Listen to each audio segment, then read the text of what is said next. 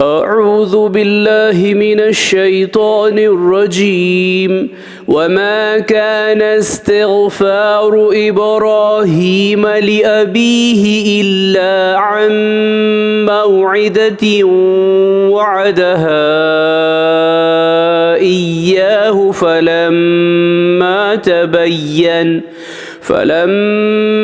تبين له أنه عدو لله تبرأ منه إن إبراهيم لأواه حليम।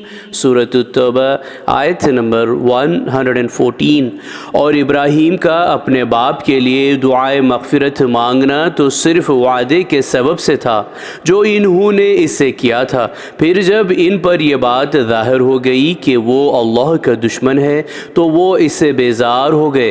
बिलाशुबा इब्राहीम बड़े नर्म दिल और बुर्दबार थे। सदक़ल्लाहुल अज़ीम। अल्लाह अज़मत वाले ने सच फरमाया।